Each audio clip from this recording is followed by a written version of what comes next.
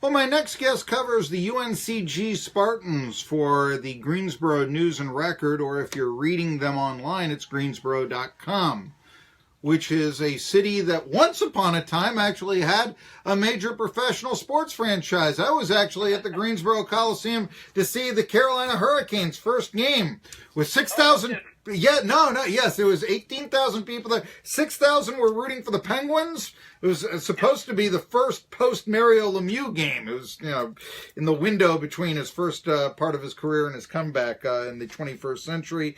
And there were 6,000 curiosity seekers in the first Hurricanes game at the Coliseum, and then there were 6,000 people that bussed down from Hartford to say goodbye. Yep. That was kind of sad, to tell you the truth. That's why I hate franchise. Hartford still has a place in their heart for that team. So I know that the Hurricanes under the new ownership have actually embraced that, and they're selling retro Hartford Whalers gear in the gift shop now, which is interesting. That might be why they got Ron Francis back years ago. It could be. There you go. Anyway, but that's talking about the Hurricanes is going to be a subject for another day. We're going to talk about the Spartans and the Buccaneers facing each other for the right to go to the NCAA tournament in the Southern Conference Final, second straight year. Jeff Mills, let me be the cynical, sour sports talk show host. I'm putting 2 bullets in my shotgun. You're familiar, North Carolina and Tennessee with shotguns. Is this game more than the winner gets their heads chopped off in about, a week and a half? I think so. I think both these teams could be competitive for... I think you're looking at the winner of this game is probably going to get an 11 seed. I think. I really do. And an 11 seed, that's a winnable game in the NCAA tournament, depending on who you catch and who's healthy and who's not. So I think both these teams are capable of winning a game, or if they get a game or two in the NCAA tournament. It's not just it's not just the right to go there. It's the chance to go there and compete. I think both these teams can compete. I understand what you're saying, and I'm, in fact, began writing up a commentary, and I'll get to it in the second hour, about how I do think the top teams in the Southern Conference are quite competitive. I mean, look at Wofford, the third best team. They're out beating ACC teams. UNCG is out beating NC State this year. Admittedly, ETSU did not get their signature victory against a big-name opponent out of conference. But an 11 seed, do you think that if UNCG wins, and I know Francis Alonso, I think he's the best player in the conference. I think that that victory against NC State is telling.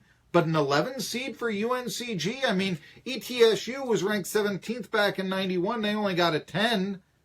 Yeah, but it's just a gut feeling. I think it's an 11 seed. It's at worst a 12 seed. We've seen 12 seed beat 5s before plenty of times. So I do think 11 seed this year. The league was fairly strong. You mentioned it yourself with the victories that Wofford had over a couple of ACC teams, the victory that UNCG had over at NC State. They didn't just win that game; they won that game convincingly. They were down big early and rallied back and just put State away. And look what State's done since then. The State's going to be, an NCAA team this year too. So I think that the league is better.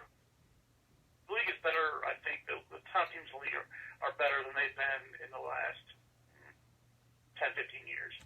Well, let me look at this upcoming championship game tonight. And by the way, have you seen a line come out? Because as of 9 a.m., I was checking the gambling sites, and they had not put a line out for this game. And I emailed some people in the know about such things, and I hadn't heard back from them this morning. Of course, they're out in Vegas, so they were probably sleeping when I sent the email out and all this. But I did see TeamRankings.com gave ETSU a 54% chance to win the game.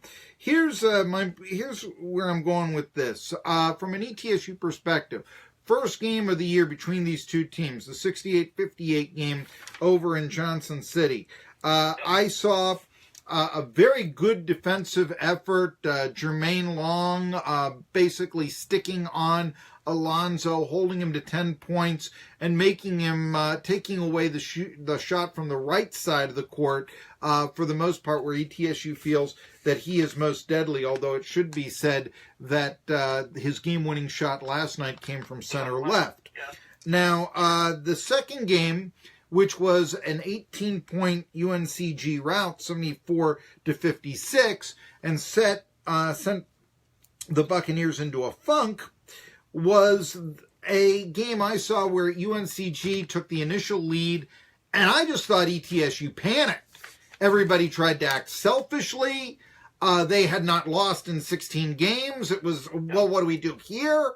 So what ETSU team do you think shows up today? That's a good question. I think ETSU looks like ETSU again. What they did against Furman last night was they won that game on the defensive end, and they made Furman look bad. And Furman's not bad, but they made it look bad.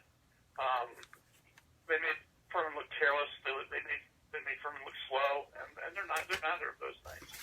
I think with ETSU too, sometimes you use the word selfish. I don't think ETSU is a team that can look selfish, but I don't think that's necessarily the case, because a lot of what they do, from what I've seen, and I've only seen them twice, but they spread the floor and do a lot of one-on-one stuff. That's just who they are. And that can come across as being selfish. I don't think it's selfish. I think it's just the way that they play. They'll find a matchup they like, and they'll go back to it. Well, Steve Forbes after the game pointed to a change in strategy in terms of a ball screen defense. He also, very famously at the start of the tournament, started two freshmen, Bo Hodges at a guard spot, as well as Mladen Armas, another freshman, underneath in the 5 spot, the post, where the Indiana transfer and 7-footer Peter Jerkin had started much of the year.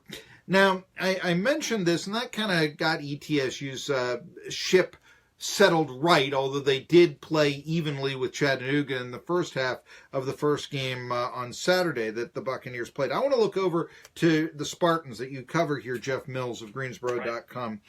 You know, this was a team that had a bad loss right before the ETSU collapse. So what did UNCG start to do differently that has allowed them to become the SoCon champions in the regular season and maybe have a chance to, well, maybe win their first tournament in 17 years? What's UNCG done late in this period of the schedule?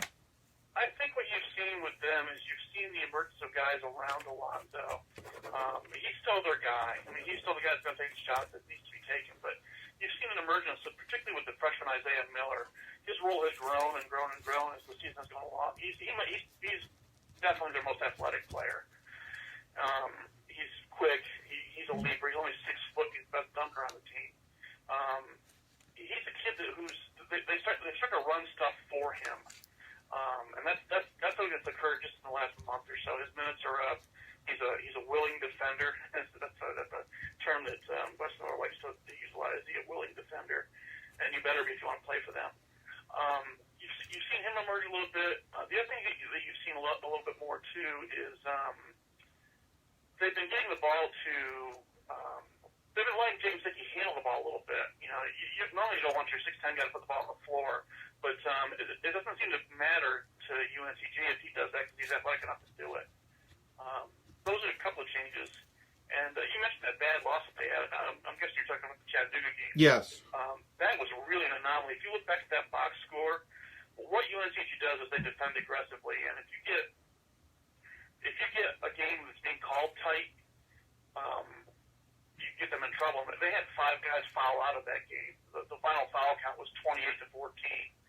So you know their aggressiveness was penalized a little bit in that game.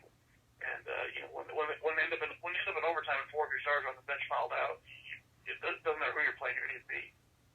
We're talking to Jeff Mills, Greensboro.com, or if you prefer, Greensboro News and Record. You know, the only thing that really Steve Forbes had negative to say about his team was that they didn't get enough offensive rebounds in the, they were controlled on the board at least, in the first half. And then I don't think that Furman got an offensive rebound in the second half, as a matter of fact. So my question, though, is you mentioned Dickey and Miller, but could Jordy Kuiper in the middle there be the key player, especially against a freshman center, at least to begin the game for ETSU? Maybe so. Jordy on offense plays a little bit more on the perimeter. He's more of a when you watch them offensively, you'll see him up top setting screens and occasionally stepping out and being like a stretch four. Offensively, and defensively he'll play down low, but offensively he tends to be a little bit more of a perimeter player than you would think. Offensively inside, it's going to be James Dickey as their inside player. But Kuiper is sort of a wild card for them because he's an emotional leader. The guys on that team really trust him and like him. He's probably the most popular guy on the team. Interesting. And he's almost a coach. He's going to make a great coach someday. He'll probably play professionally in Europe a little. He's going to make a great coach someday. He really understands the game well. I know Yes. He can play a key role, but I think the key role that he'll play is more defensive than offensive. I know Alonzo has said that he's enjoyed playing ETSU because the fan base and, even jawing with them or so, it's he likes the response. He doesn't mind playing the bad guy. And as I always say, they'll be yelling at Francis Alonzo. He's got to be able to handle that. It's a non-factor. To scream miss at the free throw line or your mother wears combat boots or whatever. It's people that talk about it, and I think it's nothing here. Jeff Mills of Greensboro.com. Hey, Wes Miller. Might be the villain, but Alonzo might be the villain. I'm sure Fletcher McGee might be the villain. I'm sure DeSante Bradford might be the villain. So. Yeah, but you mentioned that with Kuiper being the most liked player. I looked at that with Alonzo, maybe a little bit of laid back and such. I got 1 minute left, so I want to ask you, is this the last season for either Wes Miller, Steve Forbes, or both at their respective schools? That's a good question. I think that the market will determine that. I do know that Wes is very happy at UNCG. He grew up in Greensboro. He went to Greensboro Day School as an elementary school kid. That's home for him. And last night, one of the first things he said at the presser was that he was excited about being able to have a junior backcourt next year to coach. So, it sounds like he thinks he's coming back to UNCG. But you never know what someone's going to offer. And I doubt very seriously that UNCG will be his last stop. Steve Forbes, I just don't know well enough to make a judgment call on that. I know that there's a lot of teams that are going to like what he has done there and like the job he has done and like the way his team plays. So he's going to be an attractive candidate for a lot of programs. Real quick, Jeff Mills, because I got 10 seconds. Who wins tonight? I think it's the G's turn this year. The G's turn! You heard it here! He picked them the last time they played. I had them on there, too. They're still stinging from last year's loss. The guys that were on that team still talk about that they thought they had that game won and let it get away. They know that ETSU was better last year, but they also blame themselves a little bit for the moment came up and they didn't grasp it. And I don't think that they want to let that happen again this year. I think it'll be a close game. I think it'll be on par with the Wofford game from last night. Okay. It'll come down to the final minute. All right, I can see that too. Enjoy it. Thanks for coming on. Yep. We are now not on the radio anymore, but we're on here. So anyway, I'll talk to you later. Okay. Bye-bye. All right. Thanks a lot, Marky. Bye. What we're trying to do. Any